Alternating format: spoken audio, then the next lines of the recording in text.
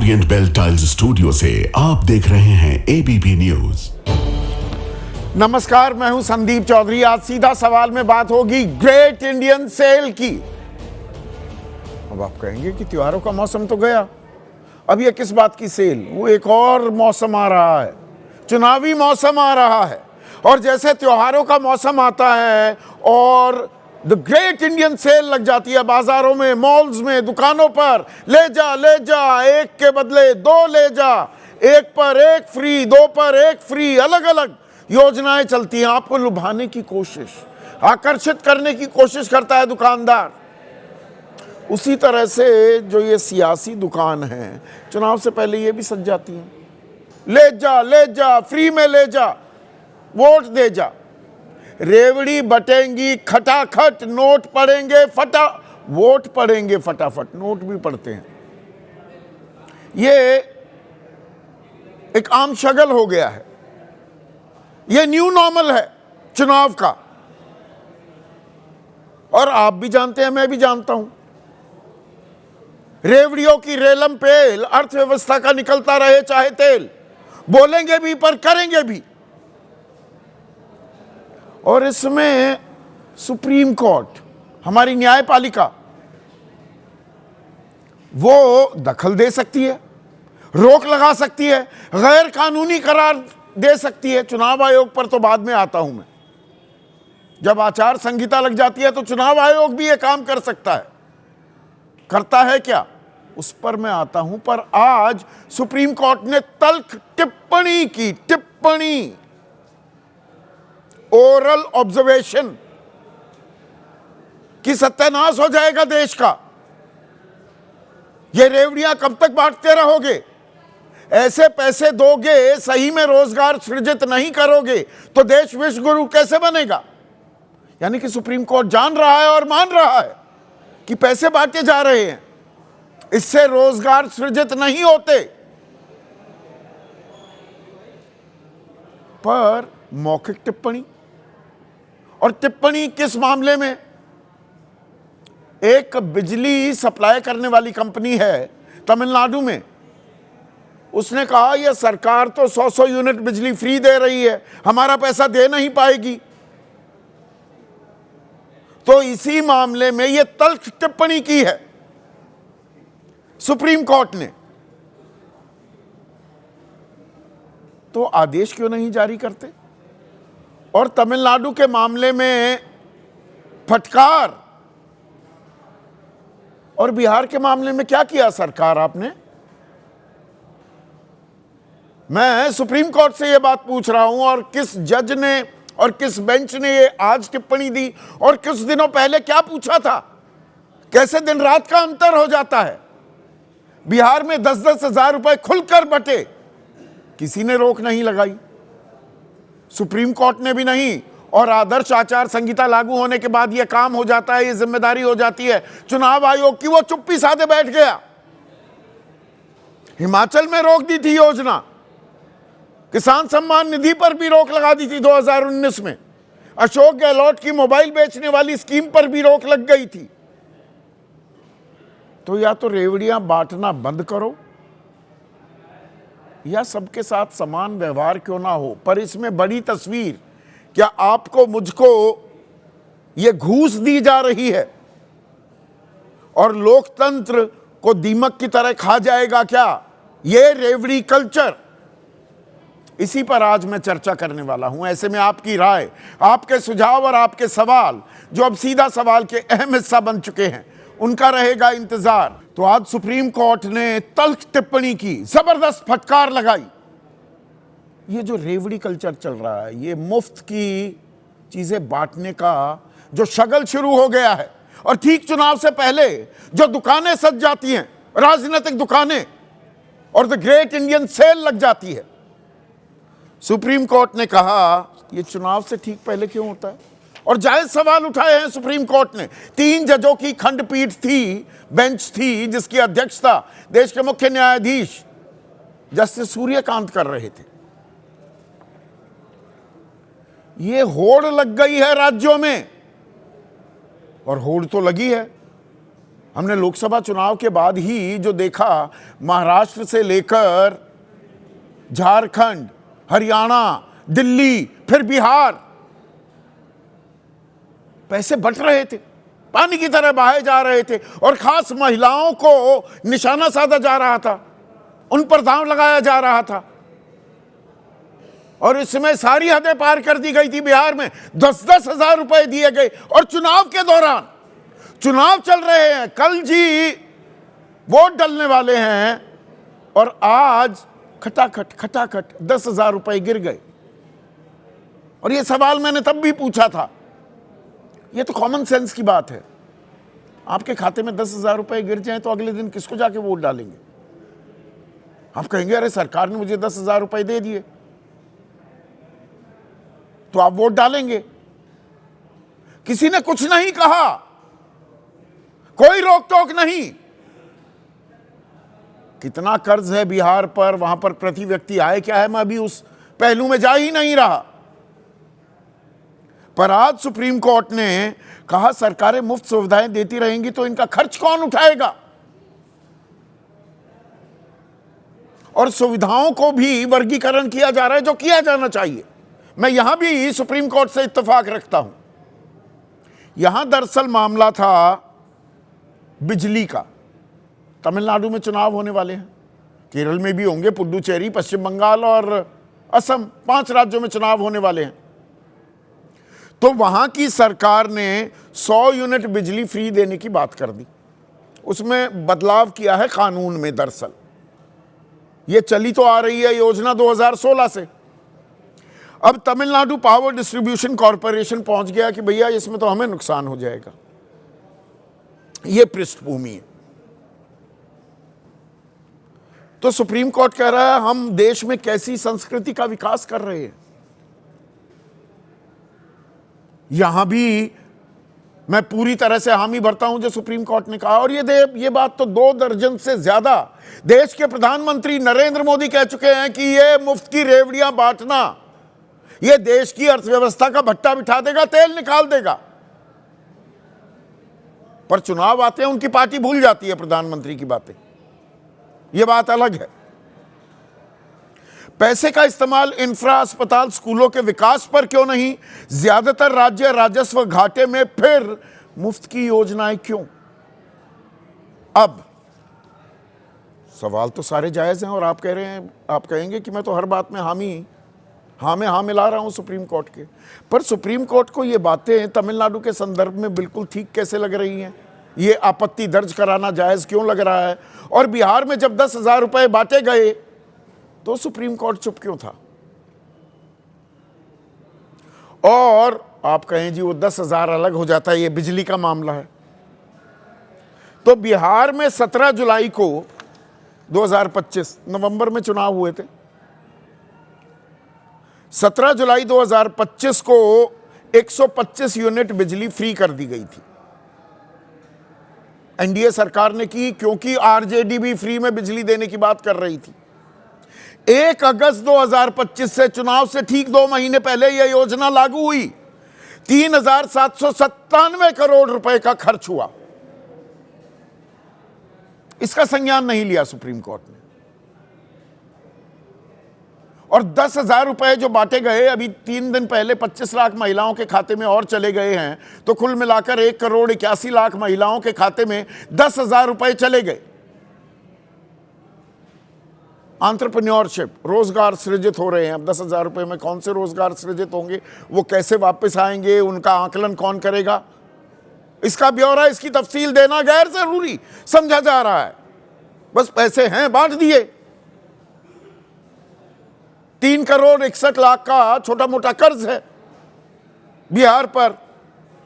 3,21,00,000 का बजट ही था, इस बार बढ़ाकर नए वित्तीय वर्ष में 3,47,00,000 का हुआ है। तो 10 हजार रुपए बांटने पर सुप्रीम कोर्ट में ही चीफ जस्टिस सूर्यकांत के सामने ही जनसुराज ने एक याचिका दाखिल की थी। चुनाव के बाद चुनावी नतीजे आए, उन्होंने कहा ये 10 हजार रुपए बांट दिए, पूरा चुनाव प्रभावित कर दिया, नतीजे प्रभावित हुए हैं, ये पैसे डाले जा रहे हैं खटाखट, तो वोट भी मिल रहे थे फटाफट। तो सुप्रीम कोर्ट ने जस्टिस सूर्यकांत ने क्या पूछा याचिकाकर्ता से, जन स्वराज पार्टी की याचिका थी, कितने वोट पड़े? अरे यही तो वो कह रहे हैं सुप्रीम कोर्ट, सीजेआई जी, यही तो दलील थी कि चुनाव में हम हार इसलिए गए, यहां पर तो पूरा चुनाव प्रभावित कर दिया। तो यहां पूछा गया कि कितने वोट पड़े। जब लोगों ने ठुकरा दिया तो कोर्ट का सहारा ले रहे। यहां पर दलील यह दी गई, लोगों ने ठुकरा दिया तो आप कोर्ट का सहारा ले रहे हैं, और आप इन्हें रेवड़ी बता रहे हैं। रोजगार सृजित कितने हो रहे हैं? सुप्रीम कोर्ट को क्या इस तफसील में नहीं जाना चाहिए, या चुनाव आयोग को भी? हां भाई, बिल्कुल जायज बात कह रहे हैं, कॉमन सेंस की बात है कि पैसे बांटने के बजाय आप रोजगार सृजित कर दीजिए। कितने रोजगार सृजित हुए हैं? सरकार ने कोई आंकड़ा दिया? 2 करोड़ रोजगार हर साल सृजित होने थे, तो 22 करोड़ तो हो चुके। वो कहां है 22 करोड़? फिर 1 करोड़ इंटर्नशिप होने वाली थी, हर साल 20 लाख। उनका क्या हुआ? उनका बजट लगातार घट रहा है। वो 10,000 से भी कम लोग इंटर्नशिप के लिए गए। पिछले 9 महीनों में टॉप 5 आईटी कंपनी, आजकल एआई का जमाना चल रहा है ना, वो उसमें देश की लानत मलानत भी हो रही है, वो अलग बात है। वो गलगोटिया या गलघोटिया कह दीजिए नाम की एक यूनिवर्सिटी है, वो 2.5 लाख रुपए का जो रोबोट कुत्ते की शक्ल में, डॉगी की शक्ल में, वो मार्केट में मिल जाता है। उसके बारे में बता रहे हैं 350 करोड़ रुपए लगाकर हमने एक एआई का इकोसिस्टम तैयार किया है, जिसका नतीजा ये रोबोट है, कुत्ते नुमा रोबोट। चीन का निकला, फजीयत हो रही है। ऐसे ही रोजगार में आईटी, इंफॉर्मेशन टेक्नोलॉजी की 5 बड़ी कंपनियां, सो कॉल्ड वर्ल्ड लीडर हैं हम। 9 महीनों में, या मैं कहूं बल्कि 10 महीनों में 27 नौकरियां इजाद हुई हैं, सृजित हुई हैं। 27। इसका संज्ञान क्या सुप्रीम कोर्ट नहीं ले सकता? और राज्यों के घाटे से बड़ा चिंतित है। राज्यों पर कर्ज लगातार बढ़ रहा है, इसमें कोई शक नहीं। तमिलनाडु की ही बात हो रही है, 10,42,000 करोड़ का कर्ज है। महाराष्ट्र पर 9 करोड़ 37 लाख, लाडकी बहन, यहां भी पैसे बटे थे। उत्तर प्रदेश 8 करोड़ 84 लाख का कर्ज है। अभी देखिए चुनाव आने वाले हैं, यहां पर क्या खेल होगा। कर्नाटक पर 8 करोड़ 14 लाख, यहां भी महिला सम्मान के नाम पर पैसे बांटे गए थे और बस यात्रा भी फ्री की गई थी। पश्चिम बंगाल 7,90,000 करोड़, राजस्थान 7,14,000 करोड़, आंध्र प्रदेश 6,45,000 करोड़, गुजरात 5,34,000 करोड़। कुल मिलाकर 11 साल में राज्यों पर 104 लाख करोड़ का कर्ज हो गया है, जो सिर्फ 25,10,000 करोड़ था 2014 में। 4 गुना राज्यों पर कर्ज बढ़ गया है। पर सिर्फ राज्यों का जिक्र क्यों करता है सुप्रीम कोर्ट? केंद्र सरकार की बात क्यों नहीं करते? केंद्र सरकार पर 58,59,000 करोड़ का कर्ज था 2014 में।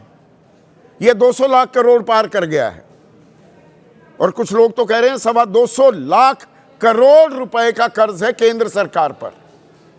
सुप्रीम कोर्ट ने पूछा, वो कह रहे हैं बिजली जिसको जरूरत है उसको दे दो। हां, ये एक बड़ी दिलचस्प बात सीजेआई सूर्यकांत साहब ने कही, जिसको जरूरत है उसे दे दो तो समझ में आता है, जिसे जरूरत नहीं है उसे क्यों बिजली फ्री दी जा रही है? तो ये सवाल सर सरकार से भी पूछ लेते। 81 करोड़ 35 लाख लोगों को 5 किलो अनाज फ्री में दिया जा रहा है। तो क्या चीफ जस्टिस साहब आप ये मानकर चल रहे हैं कि इस देश में 81 करोड़ 35 लाख लोग ऐसे हैं, उन्हें 5 किलो अनाज ना मिले तो भूखे पेट सो जाएंगे, यानी कि वो गरीबी रेखा से नीचे 81 करोड़ 35 लाख लोग हैं, या गैर जरूरी लोगों को भी दिया जा रहा है, उस पर चिंता जाहिर क्यों नहीं हो रही? वो 14 करोड़ किसानों से शुरू हुई थी किसान सम्मान निधि, जो अब 8.5 करोड़ तक आ गई। 2,000 रुपए हर तीसरे महीने, हर चौथे महीने दिए जा रहे हैं। 6,000 रुपए, 6,000 रुपए सालाना सारे किसानों को चाहिए, या उन्हें लाभकारी मूल्य चाहिए? उन्हें न्यूनतम समर्थन मूल्य चाहिए। और इसमें सबसे बड़ी और सबसे अहम बात, सुप्रीम कोर्ट मौखिक टिप्पणियां क्यों कर रहा है, आदेश जारी क्यों नहीं करता कि चुनाव से इतने महीने पहले कोई रेवड़ी नहीं बांटी जाएगी, कोई तथाकथित कल्याणकारी लाभकारी योजना वो शुरू नहीं होगी। और खेल समझिए, चुनाव आयोग जो सुप्रीम कोर्ट है वो तो अभी कह रहा है कि ऐसा होना नहीं चाहिए। अब चुनावों की तारीख का ऐलान होगा, जिस दिन होगा उसी दिन आदर्श आचार संहिता लग जाएगी। आदर्श आचार संहिता लगने के बाद राज्य पर कब्जा किसका हो जाता है? चुनाव आयोग का, क्योंकि आदर्श आचार संहिता लागू हो गई। सुप्रीम कोर्ट कहेगा ये this is not our domain now, अब ये हमारा अधिकार क्षेत्र नहीं है, ये चुनाव आयोग करेगा। ये बड़ी आसानी से जिम्मेदारी दूसरे पर जो डाली जा रही है। मैं विशुद्ध राष्ट्रहित की बात कर रहा हूं। और चुनाव आयोग क्या करता है? बीच चुनाव में भी दिए जा रहे हैं पैसे, वो बिहार सरकार को नहीं रोकता कि कंटिन्यूइंग थी ये तो, और 2 महीने पहले आई थी वो स्कीम। पर हिमाचल प्रदेश में वो इंदिरा गांधी प्यारी बहना सुख सम्मान योजना 1,500 रुपए हर महीने दिए जा रहे थे। लोकसभा चुनाव में एसीआई ने नई किस्त पर रोक लगा दी। -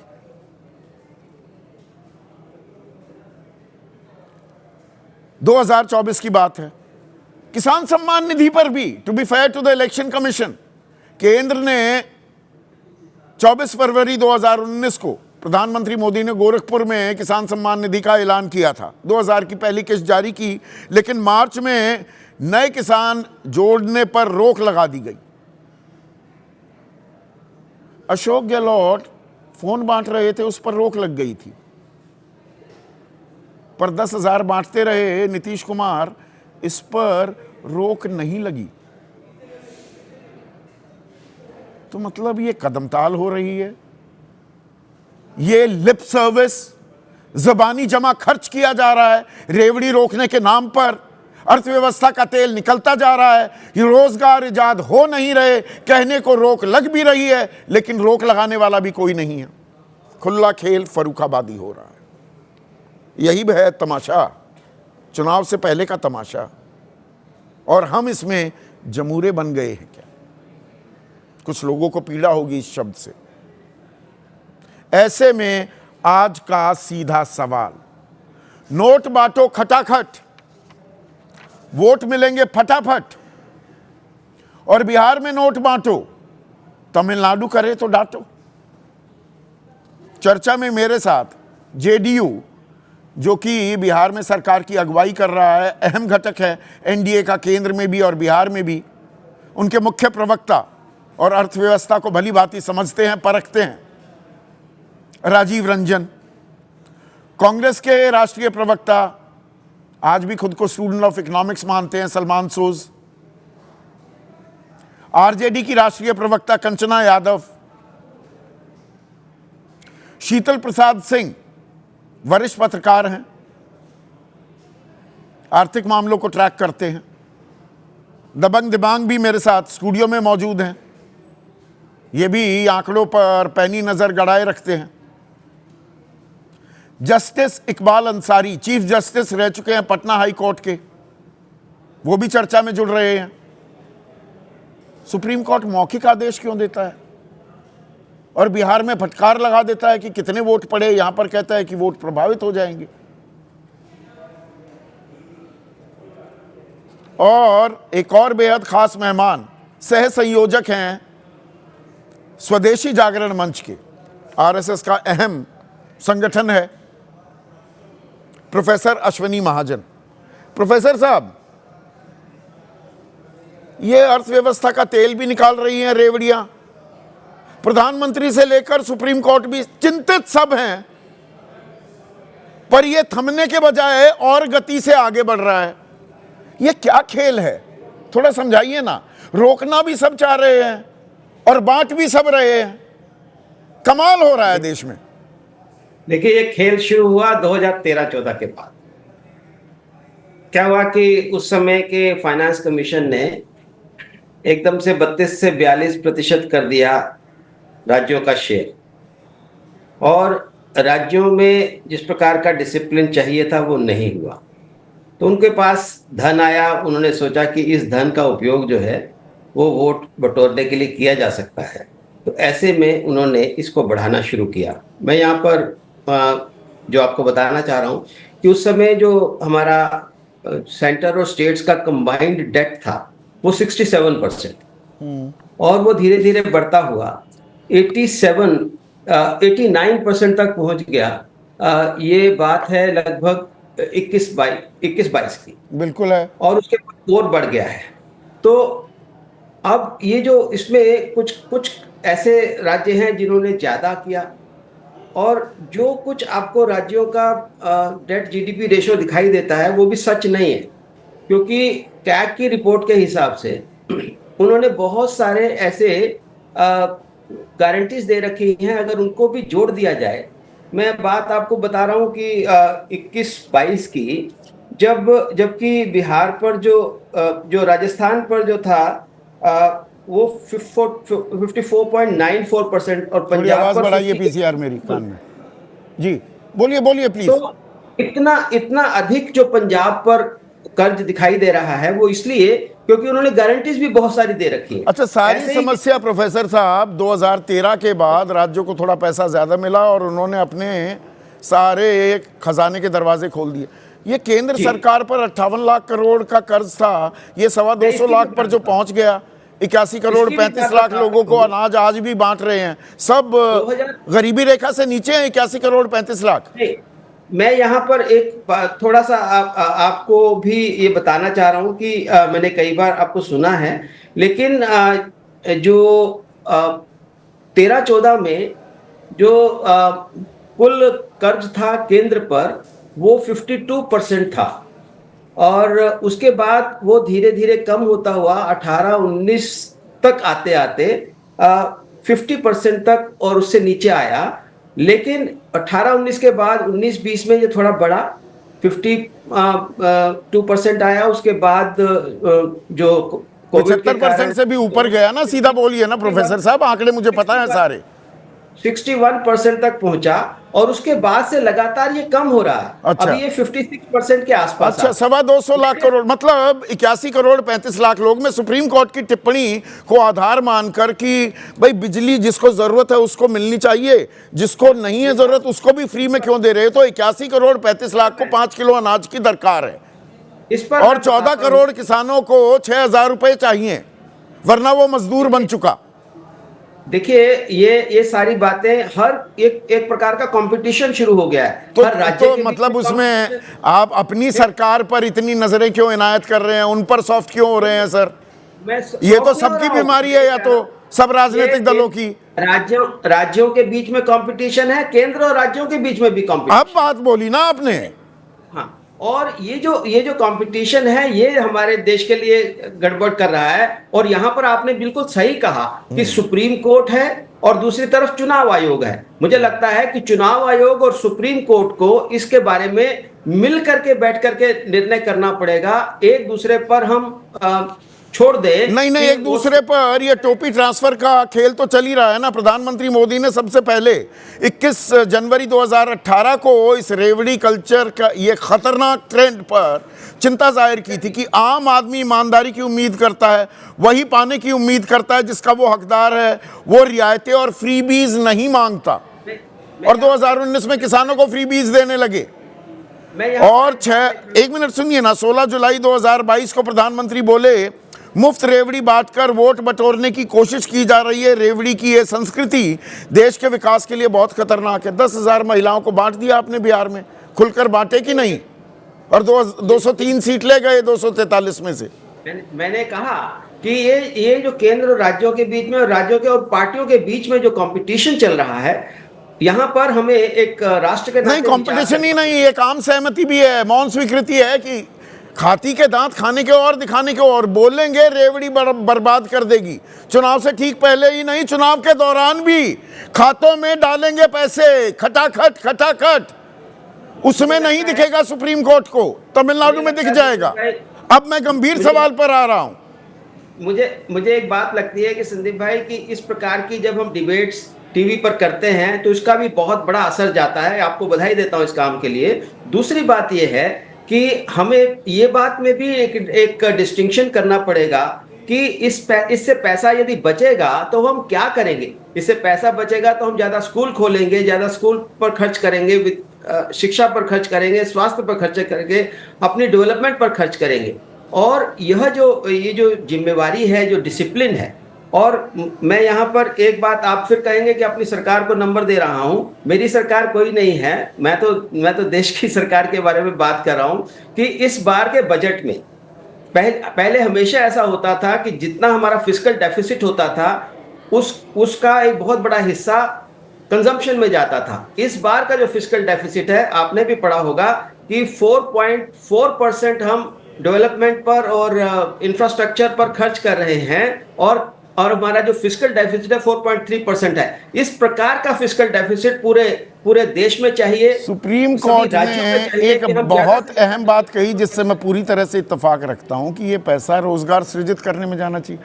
रोजगार सृजन को लेकर बजट में क्या क्या बातें बताई गई, या वो जो गलगोटिया और गलघोटिया यूनिवर्सिटी का तमाशा हमने देखा, रोजगार के मैदान में भी कुछ ऐसा ही तमाशा चल रहा है। नए रोजगार कितने सृजित हो रहे हैं, कितना पैसा रोजगार के लिए अलग से किया जा रहा है। एक वो इंटर्नशिप योजना शुरू हो रही थी, 1 करोड़ की इंटर्नशिप होनी थी, 20 लाख हर साल। 1 साल में कितनी इंटर्नशिप हुई? प्रोफेसर साहब, आपको तो मुझसे बेहतर आंकड़े पता है, या आंकड़ा बताऊं मैं? मुझे लगता है कि ये जो इंटर्नशिप योजना है, इसमें सभी लोगों का एक सहयोग चाहिए, और केवल 500 कंपनियों के लिए नहीं। मुझे लगता है कि देश की हर कंपनी के लिए, देश के हर छोटे उद्योग के लिए इस प्रकार की योजना को आगे बढ़ाना, ये हम सब नहीं, बस हेडलाइन ग्रैबिंग का काम हो गया है क्या? हेडलाइन बड़ी अच्छी लगती है, 1 लाख करोड़ लोगों को रोजगार का हो गया इंतजाम, हो गया इंतजाम। नहीं, आवश्यक है कि इसमें सब पूरा समाज, इसमें हम सब लोग मिल करके इस प्रकार की योजनाओं को सफल बनाएं, ये जरूरी है। सरकारी नहीं, यह शॉर्टकट है, ये दरअसल ये शॉर्टकट है कंचना यादव। और ये सवाल मैं लगातार आपसे, आपके नेता तेजस्वी यादव से पूछ रहा था, हर घर में सरकारी नौकरी दे देंगे, पेड़ पे लगी हुई हैं नौकरियां, तोड़ेंगे और कह देंगे लो जी ले लो नौकरी, पैसे उसमें लगते ही नहीं है। तो अर्थव्यवस्था का तेल निकालने का खेल तो सब कर रहे हैं। कौन सब कर रहा है? हाँ, कोर्ट ने तो संदीप जी वही बात कही कि आप कुछ अच्छे काम करिए, नौकरी दीजिए, रोजगार दीजिए, फ्री वीज की बात कही। लेकिन मैं इससे असहमत हूँ कि हमारा देश कोई चैरिटी स्टेट तो है नहीं कि आप बात फ्री मुफ्त करोगे। ये एक वेलफेयर स्टेट है, और वेलफेयर स्टेट में बहुत सारे स्कीम्स और प्रोग्राम्स पहले से चलते आए हैं, चाहे वो पीडीएस हो, पब्लिक डिस्ट्रीब्यूशन सिस्टम हो, पेंशन योजना हो, मिड डे मील हो, या महिलाओं के लिए कोई कार्यक्रम हो। लेकिन 2014 के बाद जो एक चीज़ बहुत आम हो गई है वो मुफ्त में हम आपको दे रहे हैं, मुफ्त में हम आपको दे रहे हैं। और कोर्ट का मैं आदर करते हुए, सम्मान करते हुए कहना चाहूँगी कि आप जब कह रहे हैं ना कि जो टैक्स पेयर के पैसे हैं उनसे, ऐसा लग रहा है कि एक सेक्शन ऑफ सोसाइटी को उन्होंने टैक्स पेयर अलग से घोषित कर दिया, और बाकी सब तो परजीवी हैं, बाकी सब तो चैरिटी पे हैं। हर एक आदमी यहाँ जीएसटी में जो 2-2 लाख करोड़ रुपए राजस्व कमाया जा रहा है, अर्जित किया जा रहा है, उसमें 64% गरीब लोगों का पुट है।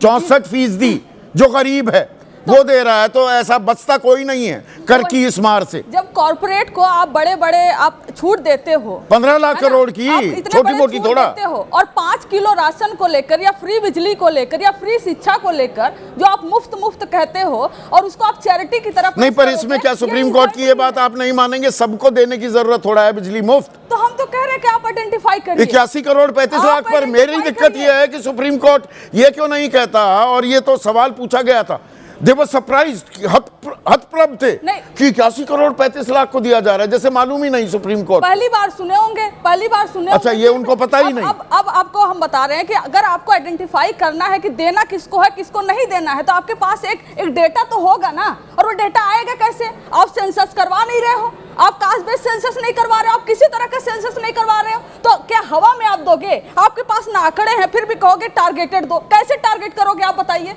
आप सेंसस क्यों रोक रखे हैं? आपके पास आंकड़े आएंगे कहां से?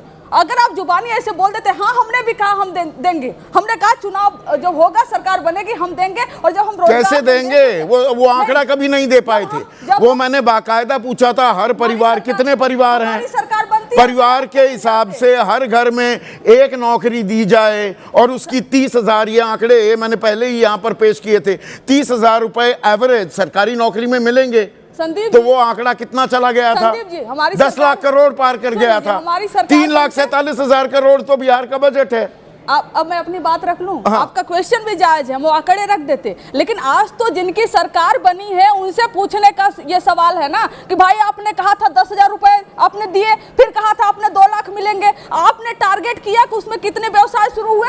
10,000 रुपए दिए थे आपने, व्यवसाय के लिए दिए थे ना। अभी तक आपके पास कोई आंकड़े हैं कि व्यवसाय कितने शुरू हुए और कितने को 2 लाख? टाइम लगता है उसमें, टाइम लगता अभी है और क्या, एकदम थोड़ा एक दिन में थोड़ा रोजगार शुरू हो जाता है। 2 दिन में आपने स्कीम बनाया, अभी 25 लाख महिलाओं को और दे दिए उन्होंने 10,000 रुपए। खटाखट आपने पैसे डालने में टाइम नहीं लगता, और चुनाव के दिन चुनाव के समय डालने में टाइम नहीं लगता आपको। और इस हमाम में सभी नंगे हैं कंचना? नहीं, मैं आपको बता रहे हैं। हाँ। 2 चीजें मैंने आपको, एक चैरिटी और एक वेलफेयर स्टेट बताया, ठीक है।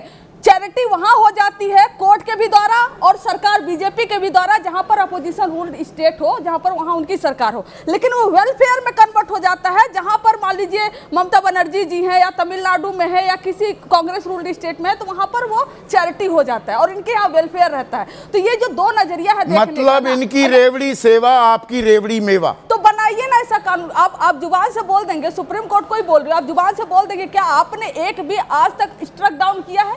आपने कहा नहीं ये गलत है, ये रेवड़ी है, इससे ये अहम सवाल है, ये अहम सवाल है, और इसका जवाब चीफ जस्टिस रह चुके हैं पटना हाई कोर्ट के जस्टिस इकबाल अंसारी। जस्टिस अंसारी, ये सुप्रीम कोर्ट मौखिक टिप्पणियां क्यों कर रहा है? कहां चले गए वो? अच्छा, नेटवर्क ठीक कराइए ना, नेटवर्क इशू, पीसीआर 7:30 बजे उनको जुड़ना था, और ये अहम सवाल है जो उनसे पूछा जाना है। पर जस्टिस अंसारी अभी जुड़े हैं, उससे पहले राजीव रंजन, आपकी रेवड़ी सेवा विपक्ष करे तो मेवा, कुछ ऐसा विमर्श यहां पर सेट किया जा रहा है। मतलब बिहार में नोट बांटो और तमिलनाडु करे तो उसे डांटो। देखिए संदीप जी, ये बेहद महत्वपूर्ण और संवेदनशील मुद्दा है, और 14 करोड़ बिहारियों के लिए तो निसंदेह ये एक ऐसा मसला है जिसके अगर तह में आप जाएंगे तो हिंदुस्तान की आज़ादी के 6 दशक कांग्रेस की जो सरकारें रही हैं, बिहार उनके लिए एक आंतरिक उपनिवेश के तौर पर काम करता रहा।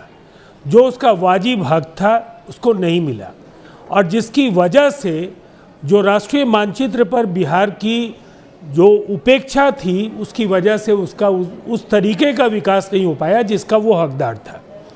निसंदेह 20 वर्षों में संसाधनों की अतिरिक्त खेप की बात नीतीश कुमार जी ने अलग अलग फोरम पर उठाई, और आप देखेंगे बिहार में सड़कें नहीं थी, बिहार में बिजली नहीं थी, बिहार में रोजगार नहीं था, बिहार में कानून व्यवस्था की बहुत ही बदतर स्थिति थी।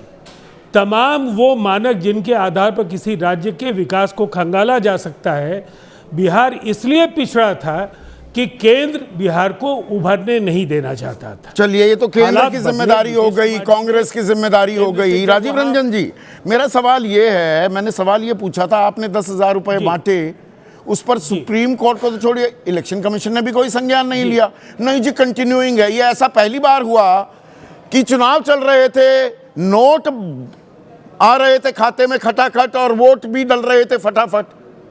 यहां पर ऐतराज दर्ज हो जाता है सुप्रीम कोर्ट की तरफ से, आपके बारे में कोई चूं भी नहीं करता, ये सामान्य था।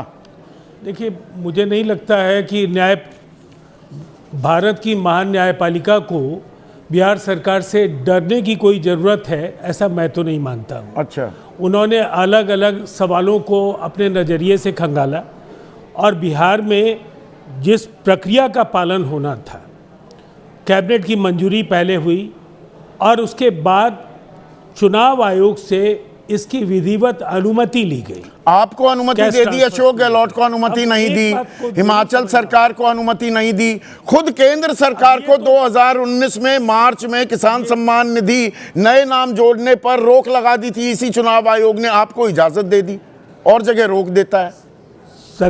संदीप जी, मैं चुनाव आयोग से पूछे गए सवालों का जवाब देने के लिए बाध्य तो नहीं हूँ, नहीं, और न न्यायपालिका से आपकी क्या नहीं बाध्य तो आजकल ये एक नई चीज हो गई है राजीव रंजन जी, आपने you hit the nail on the head. कोई बाध्य है ही नहीं जवाब देने के लिए, आप भी बाध्य नहीं है। चुनाव आयोग वो कितनी भी SIR पर सर खपाते रहिए, वो प्रेस कॉन्फ्रेंस नहीं करेगा। और सुप्रीम कोर्ट से तो कैसे सवाल पूछ सकते हो, तो पता नहीं किससे सवाल पूछने चाहिए। आपने मेरी बात को किस संदर्भ में लिया मैं नहीं जानता हूं। मैंने बस ये कहा आपने बिहार से जुड़े हुए सवाल पूछे हैं और बिहार में आप इसको फ्रीबीज मानते हैं, रेबड़ी मानते हैं, या महिलाओं के उत्थान के लिए कालजयी युगान नहीं, वो अपनी जगह देखिए, उसमें अलग अलग नजरिए हो सकते हैं। राजीव जी उसमें अलग अलग नजरिए हो सकते हैं, मैं आपकी बात से इत्तेफाक रख रहा हूं। मैं मानता हूं ये विशुद्ध घूस थी, आप कह रहे हैं कल्याण है, मैं उस पर आपके साथ वाद विवाद नहीं कर रहा हूं। मेरा सवाल ये है कि सुप्रीम कोर्ट ये कह रहा है कि कहां जरूरी है कहां गैर जरूरी, और रोजगार सृजित करने के लिए पैसा लगाओ, ऐसे पैसे मत बांटो। और जनसुराज पार्टी अगर जाती है कि ये तो चुनाव को प्रभावित कर दिया 10,000 रुपए बांटकर, वहां पूछा जा रहा है कितने वोट पड़े, जब लोगों ने ठुकरा दिया, अरे लोग तो ठुकरा देंगे, पैसे आ गए, आपको वोट डाल दिया, ये चित भी मेरी पट भी मेरी हो रहा है क्या? देखिए, अब मुझे थोड़ा वक्त दे दीजिए, मैं समझता हूँ आपके पास समय उतना ज्यादा नहीं होगा। नहीं समय है, आप दो पक्ष है। हाँ। जो कर्ज और जीडीपी का जो वैश्विक अनुपात है वो 100% से ज़्यादा है। दुनिया के वो तमाम संपन्न मुल्क जिसमें America, Canada, UK, Germany, China, ये तमाम जो बड़ी शक्तियां हैं, इनका जरा वो अनुपात देख लीजिए। इसमें जापान जैसे देश को तो महारत हासिल है, 250% उनका अनुपात है, लेकिन उनकी संपन्नता और उनके लोगों के जीवन स्तर को लेकर के कोई सवाल नहीं खड़ा होगा। भारत को वहाँ पहुँचने में अभी मीलों लंबी यात्रा करनी होगी। इसलिए ये एक कोई पैमाना नहीं है जिससे आप किसी राज्य को वित्तीय जर्जरता का प्रतीक मानेंगे।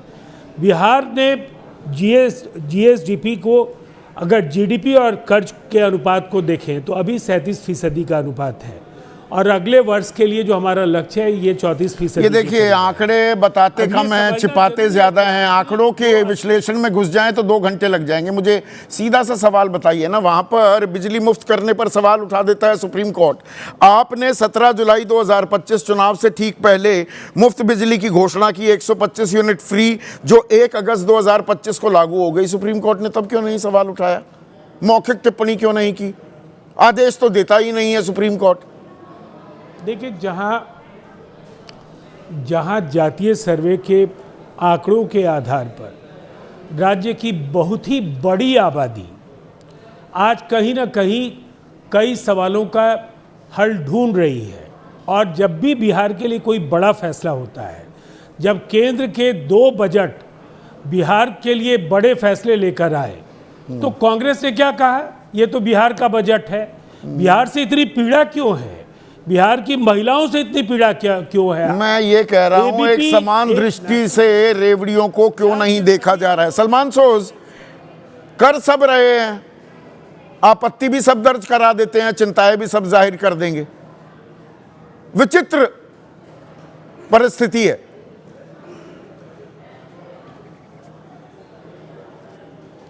संदीप जी, देखिए, पहली बात तो ये है कि एक बात कहना ज़रूरी है कि हिंदुस्तान में काफ़ी ऐसे लोग हैं जिनको मदद की ज़रूरत है और उनको मदद मिलनी चाहिए, चाहे वो सेंट्रल गवर्नमेंट की तरफ से हो या स्टेट गवर्नमेंट्स की तरफ से हो, उसमें कोई शक नहीं। लेकिन साथ ही में ये भी सही है कि हर किसी को गवर्नमेंट्स की इतनी मदद की ज़रूरत नहीं है। जैसा कि देखिए, अगर हमारे मुल्क में 80 करोड़ लोगों को मुफ्त राशन मिल रहा है, भाई आलसी बना दिया, मुफ्तखोर बना दिया। मेरी टिप्पणियां नहीं है, Madras high court, supreme court, अलग अलग जो टिप्पणियां आई हैं, आप हमें जमूरा बना रहे हैं ना।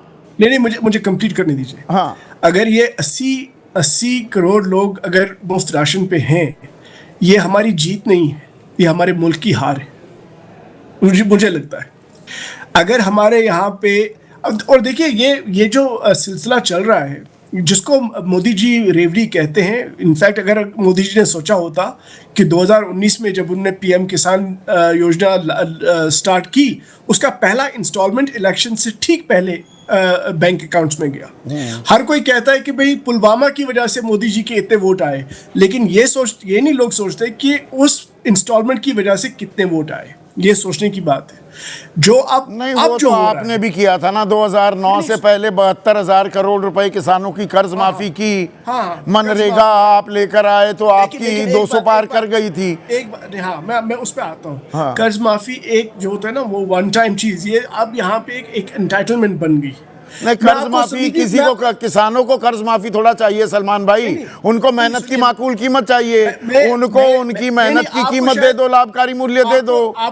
आपको शायद याद नहीं है 2008 में पूरी दुनिया के हालात क्या थे और हिंदुस्तान पे भी क्या होने वाला था। शायद आप लोगों को पूरा नहीं, मुझे याद है, क्यों नहीं याद है। हाँ, लेकिन मैं आपको ये कहता हूँ कि ये छोड़िए, ये तो आप देखिए, इसमें कुछ हो नहीं सकता। बिहार में करोड़ों लोगों को आप 10,000 रुपये देंगे, आप उड़ीसा में 10,000 रुपये देंगे, आप महाराष्ट्र में देंगे, तो आप ऑपोजिशन से क्या एक्सपेक्ट करते हैं कि हम बिल्कुल हाथ पे हाथ? तो आप भी तो कर्नाटक में दे रहे थे, दिया नहीं क्या? झारखंड में आपके सहयोगी ने, नहीं संदीप जी, हेमंत सोरेन ने दिए। मैं ये कहना चाहता हूं, जो भी हमें देख रहे हैं इस वक्त, कि क्या हमें ये करना चाहिए ऑपोजिशन को कि जिस बीजेपी के पास इतना पैसा है कि तमाम ऑपोजिशन पार्टीज मिलके भी मुकाबला न कर पाए, क्या हमें वो बीजेपी जिसका मीडिया के वास्ट सेक्शंस पे टोटल कंट्रोल? नहीं, आप थोड़ा सा यहाँ पर थोड़ा सा असमंजस फैला रहे हैं। बीजेपी के पास पैसा, बीजेपी अपने पैसे थोड़ा हमें देती है, पैसे तो हमारे ही हैं, हमसे ही कर्ज लेकर हम पर ही एहसान करके संदीप जी फ्रीबीज दे दी जाती है, जैसे बड़ा अरे पैसा हमारा ही है। नहीं, प्लीज मुझे कंप्लीट करने दीजिए, क्योंकि आप जब इंटरप्ट करते हैं तो मेरी बात पूरी नहीं होती। हाँ, बात ये है, ये तो देखिए, एक टाइम होता था, सब लोग कहते थे कि पॉलिटिशियंस क्या करते हैं, इलेक्शन के टाइम में पैसे बांटते हैं। अब क्या हो रहा है, अब पार्टीज को लोगों के टैक्स पेयर्स के पैसे बांटना शुरू कर दिया है। लेकिन मैं आपको ये बताता हूँ as a Congress spokesperson, अगर ये सब कुछ बंद हो जाए और सिर्फ उन लोगों को मदद मिले जिनको जरूरत है, मैं आपको कहता हूं, मैं वादा करता हूं, कांग्रेस पार्टी इजीली इलेक्शन जीत जाएगी। इतना मुझे भरोसा है हिंदुस्तान के लोगों पर। हिंदुस्तान के लोग मुश्किलात में भी हैं, इसलिए सपने लेने का हक सबको है। मुंगेरी लाल के हसीन सपने ही सही, मुगालता हर कोई पाल सकता है। नहीं, इसमें तो कोई शक ही नहीं है। मैं आपको कह सकता हूं कि ये आपको लगता है बिहार में ये इतने इनको वोट मिलते, कैसे हो सकता है? It's not possible. It is not possible. आप ये सवाल उठा रहे हैं, ठीक है दिबांग, ये दरअसल सरकारी घूस है क्या? और ये मैंने बिहार के चुनाव के वक्त भी कहा था, पैसा हमारा ही तो है। कोई सुरखाब के पर किसी सरकार में थोड़ा लगे होते हैं, अलादीन का चराग है, रगड़ दिया पैसे आ गए। हमारे ही पैसे हमें ही बांट दिए 10,000 रुपये देकर। तो जो चुनाव में खर्च करना होता था पार्टियों को, जो जेडीयू और बीजेपी करती, अब करने की जरूरत ही नहीं। सरकारी खजाने से ही 10,000 रुपये टिका दिए और चुनाव भी जीत लिया। ये सरकारी घूस है क्या? देखिए संदीप, मेरा जो कहना है वो थोड़ा आप जो यहाँ चर्चा कर रहे हैं उससे अलग है। आप इसको मान रहे हैं कि ये रेवड़ी है, मैं इसको रेवड़ी नहीं मानता हूँ। मुझे मालूम है, रेवड़ी होती है जो खाने के बाद खाई जाती है, मिठाई खाई जाती है। मिठाई नहीं है ये। आप हालत देखिए, असलियत देखिए। और चूंकि आपका शो है तो मेरे पास आंकड़े हैं, और आपने जो शुरू में कहा था कि मैं सारे आंकड़े बता दूंगा, उनके अलावा भी इतर भी और भी आंकड़े हैं। और ये आंकड़े बहुत एक दर्दनाक सच्चाई बताते हैं इस देश की। आप अगर देखिए कि वो महिलाएं जो 15 से 49 साल की हैं, जो बच्चे पैदा कर सकती हैं, उनमें 57% महिलाएं एनीमिक हैं, खून की कमी है। आप अगर बच्चों की बात करें, 5 साल से कम के बच्चों की बात करें, तो उनमें स्टंटिंग है, मतलब जितनी ऊंचाई होनी चाहिए, हाइट होनी चाहिए, उतनी नहीं है। उनका वेट कम है, और जो बहुत महत्वपूर्ण बात है, वेस्टिंग है। 35% है ये आंकड़ा। उत्तर प्रदेश में 46% है ये आंकड़ा। खाना नहीं मिल रहा, तभी ये हालत हो रहा है। हो क्या रहा है कि नहीं, अब इसमें एक भ्रूण मिनट से ही, रुकिए। मैं खाने पर ही हूँ, हाँ। मैं खाने से आगे नहीं, भ्रूण से ही जब से बच्चा बनना शुरू होता है, तभी से अगर अनीमिक हो माँ, अगर उसको न्यूट्रिशन नहीं मिल रहे हैं, वो बच्चा बड़ा होगा, वो कभी भी उसका मस्तिष्क पूरी तरह से डेवलप नहीं हो पाएगा। Same page. एक मिनट दिबांग, पर इसमें एक बड़ी बात, मुझे मालूम है कि आप इसे रेवड़ी मानने से इनकार करते। मेरा सवाल ये है, फर्क समझिए, 10,000 रुपए देने से क्या वो महिला खून की कमी खत्म हो जाएगी? उसके भ्रूण में पलने वाला बच्चा वो ठीक ठाक पैदा होगा, स्टेंटिंग नहीं होगी? उसके लिए बेहतर अस्पताल चाहिए, बेहतर आपको रोजगार के अवसर मिलने होंगे, बेहतर आपका पब्लिक डिस्ट्रीब्यूशन सिस्टम होगा। 10,000 रुपए दे दिए, बात खत्म हो गई। ठीक है, अच्छा कि आपने रोका, आपका धर्म है। मैं आपसे पूछ रहा हूँ, देखिए, आपने अस्पताल की बात की। हम LMIC देशों में आते हैं, लोअर मिडिल इनकम। यस। हमारा जो स्वास्थ्य पर खर्च है औसतन कितना होना चाहिए? 5.2% खर्च होना चाहिए। बिल्कुल होना जो चाहिए। उन्नत राष्ट्र हैं वो 8 से 12% बिल्कुल खर्च करते हैं। आप खर्च कितना कर रहे हैं? 2%। तो क्यों नहीं, उससे क्यों नहीं बढ़ाएंगे? तभी तो ये 10,000 बांटेंगे, 5 किलो अनाज मुफ्त में देंगे, आप कहेंगे ये रेवड़ियां नहीं है, वहां पैसा चला जाएगा सारा। इसके लिए तो पैसा बचेगा ही नहीं ना। पैसा जाता है कहाँ? हाँ, पैसा कहाँ जाता है? सबसे जरूरी चीज हवा के बाद क्या है? पानी है। जल जीवन मिशन है। आपने क्या कहा कि 2028 तक 100% गांव में पानी पहुंचेगा, साफ पीने का। 67,000 करोड़ आपने उसके लिए एलोकेट किए। इस साल मार्च तक कितना खर्च होगा? टाइम्स ऑफ इंडिया की रिपोर्ट है 17,000 करोड़। 67 में से 17, 67 में से 17,000 करोड़ रुपए आप खर्च मैंने तो करेंगे। वो कहा, आप मुझे headline पीने का grabbing पानी करते नहीं रहिए। देंगे। 100 स्मार्ट सिटी बन गई ना, काशी भी क्योटो बन गया ना। नहीं, अब आपने कहा पैसा तो है ना। हाँ। अब क्या हुआ? उत्तर प्रदेश में नहीं, वो 14,264। पैसा डाइवर्ट हो रहा है ना इन रेवड़ियों में। नहीं, आप ये सुनिए तो, उत्तर प्रदेश में 14,264 शिकायतें आई जल जीवन मिशन की। गुजरात में चले आइए, 120 करोड़ रुपए का घोटाला हुआ, क्योंकि आप रेवड़ियां बांटने लगे, 620 पैसा ही नहीं बचा। मैं यही तो कह रहा हूं दिबांग। नहीं, ये घोटाला हुआ। 120 करोड़ रुपए का घोटाला हुआ 620 गांव को लेकर महिसर डिस्ट्रिक्ट में। आप जो ये बोल रहे हैं ना कि ये पैसा रखा हुआ है, कहां जा रहा है पैसा? मैं ये पूछ रहा हूं, किस तरह से घोटाला दर तो घोटाला मतलब हो रहा है? भ्रष्टाचार पर भी पर्दादारी हो रही है रेवड़ियों के जरिए। ना आप विकास कर रहे हैं, विकास कार्यों में पैसा नहीं लगा रहे, उसे खा रहे हैं और थोड़ा सा बांट दिया और दिखा दिया हम कितने दरिया दिल हैं। आपके सवाल पे आ रहा हूं, जो आपने सवाल पूछा संदीप। ये जो 5,000 6,000 रुपए उस महिला को मिल रहा है, कोई संभ्रांत महिला नहीं है। पहली बार शायद उसके हाथ में इतना पैसा आया है। वो अपने पैसे से, मैंने बात की हुई ऐसे महिलाओं से, आजादी के अपने 78 साल बाद 10,000 रुपए में ही महिला अपने आप को सौभाग्यशाली महसूस कर रही है। इससे बड़े विपदा क्या हो सकती है? संदीप, मैं तो जो पैसे लेकर गया था, मैंने सारे उस महिला को दिए। 3 बच्चे थे, बिना जूते के खड़े थे, सर्दियों के दिन थे। तो मतलब 5 साल बाद स्वेटर फिर नहीं 10,000 था, लेगी और वोट डाल स्वेटर देगी। नहीं था। कम से कम उस महीने से उसने कहा मैं बच्चों के वही लिए तो जूते मैं और अभी स्वेटर भी उस पॉइंट खरीदूंगी। पर कायम हूं दिबांग। तो मतलब ये शॉर्टकट है? ये पैसे शॉर्टकट नहीं बांट दो। है, ये शॉर्टकट नहीं है। आप शॉर्टकट बताते हैं इसको, मुझे आवेग में नहीं आना चाहिए, आपका शो है। मैं आपको एक और आंकड़ा देता हूं। 9 सालों में 14,56,226 मैंने 15 लाख मोटा मोटा कह दिया। वो आप 15 बोलते, मैं पूरा आंकड़ा बताता हूं। ये मैंने रघुवंश जी से सीखा। एक करोड़ की कीमत है। मैं ये कह रहा हूं, इतना रुपया आपने बट्टे खाते में डाला बैंकों का, किनका? अमीरों का। तब क्या कहा सुप्रीम कोर्ट ने? कुछ नहीं कहा। और आपको याद है जनवरी में पिछले साल सुप्रीम कोर्ट ने क्या कहा? आप इनको क्यों पैसा देते हैं? हमें तो आप पेंशन देते नहीं है। ये कहा था उन्होंने, हमें तो तनख्वाह देते नहीं है।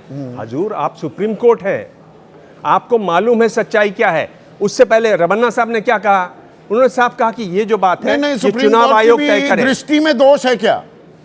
तमिलनाडु पर बात बिल्कुल वो जायज कर रही है, जायज बात बिहार में क्यों नहीं की थी शीतल सिंह? बिहार में क्या, देखिए इसमें दो चीज़ें हैं। एक तो है जिसकी ज़रूरत है, वैसे तो ज़रूरत हमारे यहाँ बहुत ज़्यादा है। दूसरा इसके चुनाव में इस्तेमाल, इसमें हमें फ़र्क करना होगा। हमें सपोर्ट तो देना ही होगा जब दुनिया की सबसे बड़ी गरीब आबादी हमारे देश में रहती है। तो वो जो अभी दिबांग ने आंकड़े बताए वो सब और डिटेल में जाएंगे तो ऐसे नहीं, पर ये शॉर्टकट लिया जा रहा है। देखिए, पैसे बांटना और एक सुविधाएं उपलब्ध कराना, उसमें फर्क करना होगा ना। अब तो सीधे सीधे पैसे दे रहे हैं और वो भी हमारे ही पैसे हमें थमा रहे हैं। नहीं, जो चुनाव लड़ते समय दे रहे हैं ये गलत है ना। Exactly. चुनाव लड़ते समय चुनाव का वोट खरीद रहे हैं, ये अपराध है। या ये इन दोनों में अंतर करना होगा, और ये अंतर जिनको करना है वो सुप्रीम कोर्ट है। अगर वो अंतर नहीं, सुप्रीम कोर्ट कब तक मौखिक आदेश देता रहेगा? एक आदेश, बाकायदा लिखित आदेश कि ये इतने दिन पहले तक चुनाव से आप ये काम नहीं कर पाएंगे, इसमें क्या दिक्कत है? नहीं, इसमें उन्हें प्रशांत किशोर की याचिका को इसी सुनवाई में जो चल रही थी 22 से, इसमें शामिल करने में क्या दिक्कत होनी चाहिए थी? लेकिन अब वही है कि उनका मूड है। उस दिन उन्होंने अलग तरह से ट्रीट किया पूरे मामले को। आज तमिलनाडु का मामला है, वो अलग तरीके से ट्रीट कर रहे हैं। नहीं, जनसुराज पार्टी को कहा गया आपको कितने वोट मिले, अब जब लोगों ने ठुकरा दिया तो कोर्ट का सहारा ले रहे हैं। अरे भाई, कितने वोट मिले? वही तो बात थी कि वोट मिले ही नहीं क्योंकि आपने नोट बांट दिए। तो इसको रोकिए हुजूर। भाई वो जो फैक्ट लेके आया है, वो जो फैक्ट लेके आया उसको देखिए, उसको कितने वोट मिले इमैटीरियल है। वो फैक्ट कह रहा है कि ठीक चुनाव के दिन 10,000 रुपए बांटे गए। आपका इस पे क्या कहना है सुप्रीम कोर्ट का? तो यही सब है कठिनाइयां हमारे यहाँ इंस्टीट्यूशंस जो नहीं, हैं। अब आदर्श आचार संहिता लागू हो जाएगी, 5 राज्यों की चुनावी तारीख ऐलान हो जाएगा, फिर जी चुनाव आयोग तय करेगा। और चुनाव आयोग का हमने देख ही लिया, चुनाव आयोग ने कहां रोका। और राजीव रंजन ने वो ताल ठोकी कि हमने चुनाव आयोग से इजाजत ले ली थी। आप अशोक गहलोत को इजाजत नहीं देंगे, नीतीश कुमार को दे देंगे। तो वही मैंने कहा कि अगर इंस्टीट्यूशन सब पार्टीजन हो जाएंगे और कोर्ट भी ऐसा लगेगा कि वो भी पार्टीजन है, लोग कहां जाएंगे? तो लोग कहां जाएंगे? तो लोग कहेंगे कि ठीक है, ग्रेट इंडियन सेल लगी हुई है तो बांट दो पैसा। जो ज्यादा बोली लगाएगा, जो ज्यादा हमारी जेब भर देगा, हम उसकी झोली भर देंगे वोटों से। क्या लोकतंत्र के लिए ये सही है?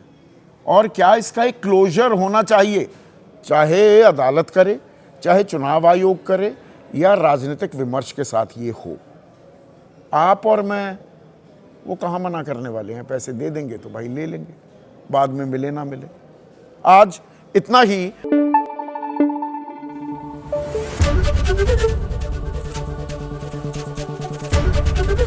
एबीपी न्यूज आपको रखे आगे।